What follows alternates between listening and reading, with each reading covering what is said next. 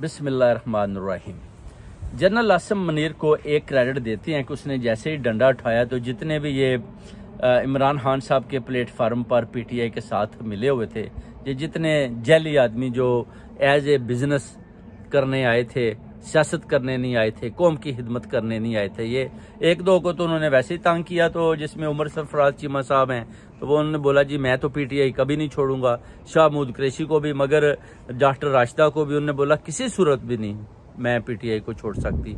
तो उनको जब देखते हुए आप देखें कि जितने भी ये बुज़दिल डरपोक लोग साथ आए हुए थे, जिसमें फयाजुल हसन चौहान और ये जो फैसल वाडा, ये जितने थे, ये सारे टोला जो बेगैरतों का है, ये यजीदी टोला, ये सारा असद उमर, ये बरारुल हक, ये सारे दौड़े लगा के भाग गए। कुछ पे तो चलो इनको तो असद उमर को इनको तो उन्होंने कुछ दिन अंदर रखा, तो चलो इनकी तो कुछ समझ आती है कि इनको अंदर उन्होंने अंदर बंद रखा है, तो इसलिए इनको उन्होंने जी बोला जी कि हम सख्ती बर्दाश्त नहीं कर सकते, हमारे बच्चे हैं, जैसे मसरत चीमा साहब ने बताया और इसी तरह मलाइका बीबी ने भी बताया।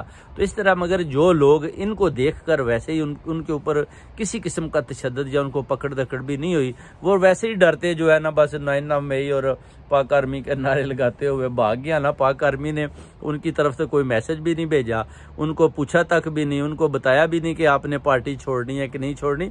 वो खुद ही डरपोक लोग थे, वो खुद ही भाग गए और बाहर के मुल्कों में दुबई और लंदन की स्ट्रीटों पर धक्के खा रहे हैं। इनकी तादाद जो है ना 95 है अभी, 95, और ये भाग चुकी हैं। और ये ऐसे भागे हैं डर के कि यानी इन्होंने क्या मुल्क कौम की खिदमत करनी है। लोगों ने इनको पूछा है जी कि आपके पीछे तो अवाम ने बड़ी कुर्बानियाँ दी हैं, बच्चों ने शेलिंग खाई है, कौम आपके लिए रैलियों में निकली है, पूरी पूरी फैमिलियों ने अपने काम छोड़कर आपकी तकरीरें सुनी है, आपने तो टाइमिंग वेस्ट किया है उस कौम का, आपने उन सब को ट्रक की बत्ती के पीछे लगाई रखा है। तो जिसका इनके पास कोई जवाब नहीं था और ये खामोशी से भाग गए। अब इनकी छुट्टी हो चुकी है, इमरान खान साहब ने भी इनको फ़र्क कर दिया है, इनके पास कोई प्लेटफार्म नहीं है, कोई भी इनको ना तो अपना कोई PMLN लेने को तैयार है, ना PPP लेने को तैयार है।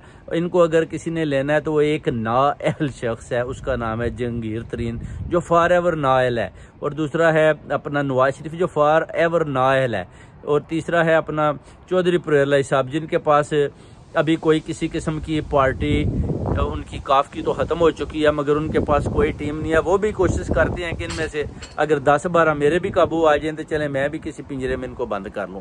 मगर अभी जहांगीर तरीन के पास वो सारे उधर उनकी पता चलता है कि शाखें जा रही हैं, और ये सारे जो है ना, वो कहते हैं ना जब चोरी होती है तो वो भैंस का खुरा जब निकलता है तो वो बताते हैं किधर जाते हैं। तो इन सब चोरों का जो खुरा है ना, ये जितने भाग के इधर से निकले हैं और भागे हुए, इन सब का खुरा जो है ना वो जहांगीर तरीन की तरफ जा रहा है। तो उधर अपना ओन चौधरी भी है, वो भी भागा हुआ है, एक बहुत बड़ा भगोड़ा और बहुत बड़ा लोटा है, जो 10-10 घंटे नवाज शरीफ की ऑफिस के बाहर डोर के आगे इस तरह खड़ा रहता था कि नवाज शरीफ साहब कब ऑर्डर करेंगे तो मैं अंदर जाऊंगा। और इस आदमी को बिल्कुल इज्जत रास नहीं आई कि इमरान खान साहब इसको इतनी रिस्पेक्ट देते थे।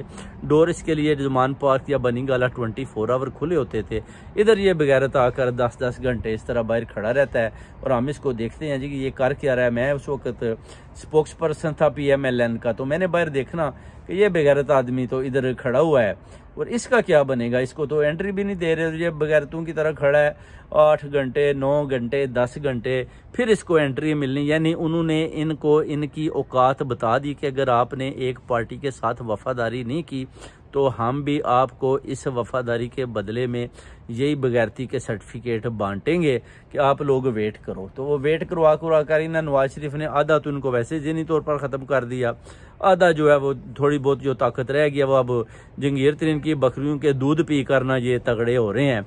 उसके बाद देखें कि इनका दिमाग किधर काम करता है। तो आसिफ अली जरदारी की तरफ भी ये देख रहे हैं। आसिफ अली जरदारी बड़ा ख़तरनाक आदमी है, उसको पता है कि ऐसे लोटों भगोड़ों के साथ क्या सलूक करना है।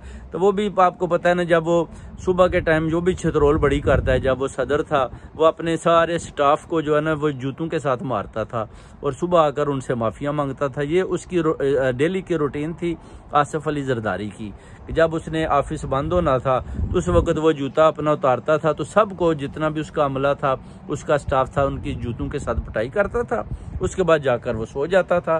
सुबह जब उसका अमला ऑफिस में आता था अपना, तो ये सदर थे उस वक्त जनाब आसिफ अली ज़रदारी साहब, और इन्होंने उधर से जाकर उनसे माफ़िया मांगनी कि मुझसे बेटे, भाई, बुजुर्गों, मुझे माफ़ कर दें, मुझसे गलती हो गई। ये मैं आपको हकीकत बता रहा हूँ। उसके बाद जब शाम होनी तो उसके बाद फिर ये जनाब ड्रिंक शिंक करके, तो उसके बाद फिर इसने जूता तारना, तो उनको इसने फिर उनकी पिटाई करनी। तो जितना स्टाफ था ना इसका, वो बड़ा तंग था। वो कहते हैं जी ये कैसा सदर बनाया, ये शराब पी के तो जब जाने लगता है शाम को ये रोज़ हमें जूते मारता है, सुबह आकर ये हमसे माफिया मांगता है, और माली के पास उधर जाकर गार्डन में बस उसके पास ही बैठा रहता है, उसके साथ ही बातें करता है, हमें लिफ्ट भी नहीं कराता। अगर हम कोई बात भी करना चाहें तो वो कहता है बस उधर भाग जो, अपना काम करो। और जब वापस जाने लगता है तो फिर हमारी जूतियों के साथ फिर चित्रोल करता है, सर्विस करता है, उसके बाद चला जाता है। ये तो आसिफ अली ज़रदारी की स्टोरी है। मरियम नवाज की भी अब यही है। मरियम नवाज का आप देखें कि उसने जो अपना सुप्रीम कोर्ट के जो गेट है उनके ऊपर जो जंपें लगाई हैं, इसी तरह आप देख सकते हैं कि उसने जो कानून तोड़े हैं, गैर आइनी तकरीरें की हैं, जो उन्होंने चीफ जस्टिस ताब बंदियाल के ऊपर ब्लेमबाजी की है, जो उन्होंने शोधा के ख़िलाफ़ बातें की हैं, जिसमें ज़िले शाह और अपना जो है अरशद शरीफ की बात भी है, इनके ऊपर भी इन्होंने जो अपना ट्वीट की है और उनके ख़िलाफ़ इन्होंने जो बातें की हैं, इनके ऊपर भी आर्टिकल 6 लगता है। इनकी भी गिरफ्तारी होनी चाहिए। इनको भी पकड़कर जो है ना सुप्रीम कोर्ट के सामने ताब बंदियाल साहब के सामने पेश करना चाहिए, ताकि इनको दोबारा सजा हो, और जो इनको 8 साल कैद हुई है वो दोबारा बहाल की जाए, और इनके लिए दोबारा जो है ना जेल का डोर खोला जाए, ताकि इनको इंसाफ मिले। अगर इसी तरह की ये जुबान तराशी करते रहेंगी तो फिर आप देख सकते हैं कि इमरान खान के ख़िलाफ़ जब ये मौलवियों के ख़िलाफ़ ये अपना तकारीर कर रही थी, तो उस वक़्त आप देख सकते हैं कि इन्होंने क्या किया था कि उनको ये बता रहे थे कि मज़हब होता क्या है, इस्लाम किसको कहते हैं। एक ऐसी औरत जिसने ना बुर्का पहना है, जिसने ना किसी किस्म का हिजाब पहना है, वो इन मौलवियों को बता रहे हैं जी कि हमने करना है तो क्या करना है, नहीं करना तो क्या करना है, और वो उनको सारे सुन रहे हैं। आप देखें इतने इतने पढ़े लिखे मजहबी रहनुमा वो इसको सुन रहे हैं, इसको सुन रहे हैं, जो यूनिवर्सिटी तक नहीं की, जिसके पास कोई इल्म नहीं, जिसको अरबी भी पढ़नी नहीं आती, वो इनको बता रही है मरियम नवाज के इस्लाम क्या होता है। आप ज़रा देखें इस कौम का क्या हाल है। सिर्फ और सिर्फ इन्होंने जारादारी बनाई हुई है, और मौलवियों को बुलाकर उधर इकट्ठ करके तो अचानक जो है जी मरियम नवाज की पिक्चर आ जाती है, और मरियम नवाज आकर सोफे पर बैठ जाती है, और सारे दाढ़ियों वाले जो हैं मौलाना है वो हैरान परेशान हो जाते हैं कि ये किधर से आ टपकी है। इसी तरह वुमेन डे पर भी इसने ऐसा ही किया था। उन्होंने बोला जी इधर बहुत बड़ा वुमेन डे है, फंक्शन हो रहा है, तो जैसे ही सारी पाकिस्तान की खवातीन उधर पढ़ी लिखी इकट्ठी हुई कि वुमेन डे पे हम अपना सेलिब्रेट करते हैं, या वुमेन डे पे हम लोगों को अच्छे अच्छे पैगाम देते हैं, तो इसके पोस्टर उधर भी आ गए, और उन्होंने सिक्योरिटी ने डोर सारे बंद कर लिए, और मरियम नवाज को ला के सामने सोफे पर बिठा दिया, और इसने तकारीर करनी शुरू कर दी, और उस पर भी इसने इमरान खान के ऊपर उसी तरह जुबान तराशी की जैसे कि ये अभी करती है। इसकी वजह से वुमेन जितनी भी पढ़ी लिखी आई थी, उनकी उंगलियां इस तरह उन्होंने मुंह में डाली हुई थी कि यह क्या बकवास बंदी कर रही है, हम तो वुमेन डे मनाने आए थे, और ये किधर से चुड़ैल आ टपकी है। तो उधर बड़ा जो है ना तमाशा लगा, मगर जाहिर है इनकी हुकूमत है, रूलिंग गवर्नमेंट है, पुलिस इसके साथ थी, वो पढ़ी लिखी खातून थी, वो खामोशी से डोर अब बंद कर लिए थे इन्होंने। तो इसकी बकवास बंदी जो है ना वो 1 घंटे से ज़्यादा रही, जिसके बाद उन्होंने शुक्र किया कि इस चुड़ैल से जान छुटी है, और वो सारी औरतें अपने अपने घरों को भागी। उसके बाद उन्होंने बोला कि हम तो वुमेन डे भी घर में मनाएंगे। ये किधर से आ टपकी है, ये बड़ी लंबी दास्तान है, अगर बयान करूंगा तो फिर ख़त्म ही नहीं होगी।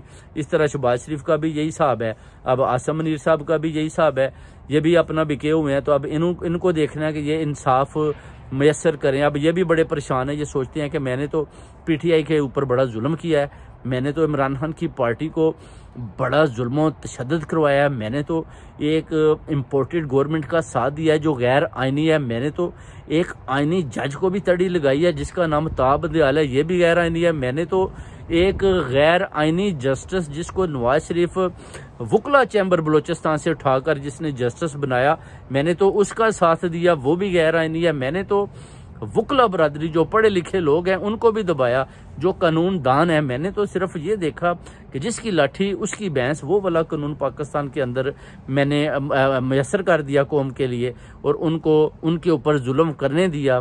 माओ बहनों बेटियों के ऊपर उन्होंने चार दुआरी का तकद्दस पमाल होने दिया और उनके ऊपर वो जुल्म किया जो आप कश्मीर और फ़लस्तीन या इराक की वादियों में आप जाकर देख सकते हैं। आप वाक़या करबला में देख सकते हैं, ऐसा हुआ है।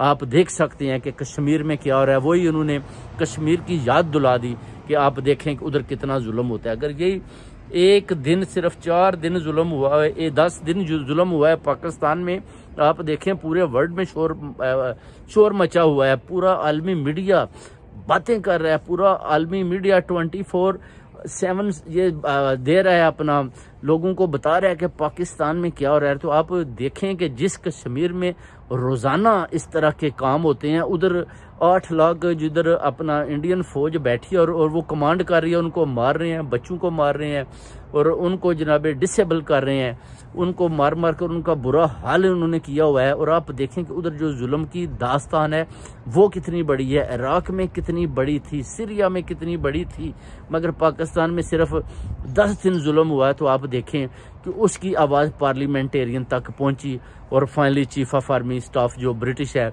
उसने फैसला किया कि मैं जाकर देखता हूं और उधर देखता हूं कि ये PTI वाले रोज़ाना झंडे उठा के हज़ारों की तादाद में पार्लियामेंट हाउस के सामने आकर, हाउस ऑफ लॉर्ड में आकर भी तकरीरें करते हैं और बताते हैं, अपना मौक़िफ़ बताते हैं कि उधर देखो जुल्म हो रहा है, उधर नज़र दुराओ। अब देखना ये है कि ये अब जाते हैं तो उसके बाद इंशाअल्लाह ताला गुड न्यूज़ होगी। इंशाअल्लाह ताला पाकिस्तानियों, पूरी कौम को खुशखबरी, इंशाअल्लाह ताला बड़े बड़े सरप्राइज़ मिलेंगे। ये बहुत अंदर की खबर है। जैसे आप देखें वकला बरादरी ने भी एंट्री डाली, अभी लोग जाना शुरू हो गए हैं दोबारा। इंशाअल्लाह ज़ुबान पार का गेट खुल चुका है और इमरान खान साहब जनाब दोबारा मैदान में बैठे हुए हैं और अभी कोई चीज़ भी उधर नहीं जा रही। और जज भी उनको सारे आप देख लें कि वो कहते हैं जी आपको देखकर बहुत खुशी हुई और बड़ी रिस्पेक्ट करते हैं। और इंशाअल्लाह ताला इन सब जर्नैलों को आप देखेंगे, जितने भी ये काली भेड़े हैं, इनको भी पाक आर्मी से साफ़ किया जाएगा। और मुझे पूरी उम्मीद है कि आसम मुनीर ने जो गलती की है वो इस गलती को दोहराएगा नहीं, बल्कि इस गलती को किसी तरीके से भी वो दूसरी PDM को पकड़कर इनको भी ज़मीन बोस करके वो लेवल ऑफ फील्ड करेगा। और उसके बाद इमरान खान साहब को बोलेगा जी कि अभी आप बताएं कि मुझे क्या करना है, आप ऑनेस्ट आदमी हैं, मैं और आप मिलकर चलते हैं और पाकिस्तान को सही डायरेक्शन की तरफ लेकर जाते हैं। उसके बाद इंशाअल्लाह ताला आप देखेंगे बहुत बड़ा फैसला होगा जो पाकिस्तानी कौम के साथ होगा और आवाम को बहुत बड़ी बड़ी खुशखबरियाँ मिलेगी। और इस लड़ाई में जिनकी जानें चली गई, जो शहीद थे, इंशाअल्लाह उनको हम कभी बुला नहीं पाएंगे, उनको हम हमेशा याद रखेंगे। जिन्होंने हक और सच का साथ दिया, जिन्होंने पाक आर्मी का साथ दिया, जिन्होंने इमरान खान का साथ दिया, उनको ये कौम कभी बुला नहीं पाएगी, उनको ये ओवरसीज़ कम्युनिटी कभी बुला नहीं पाएगी। उनके नाम हमेशा जिंदा रहेंगे, सरे फरिस्त रहेंगे, जिनमें अपना जिले शाह और अरशद शरीफ शामिल हैं और इमरान रियाज भी शामिल हैं। अगर वो जिंदा हैं तो इंशाअल्लाह ताला पूरी कौम उनके लिए दुआ करती है कि जल्द जल्द रहा हो। We need justice, we demand free Imran Khan. Pakistan का कलमा क्या, ला इलाहा इल्लल्लाह, तेरा मेरा रिश्ता क्या, ला इलाहा इल्लल्लाह। कौन बचाएगा पाकिस्तान? इमरान खान। पाक आर्मी तुझे सलाम, जिंदाबाद। ओवरसीज़ कम्युनिटी का सलाम।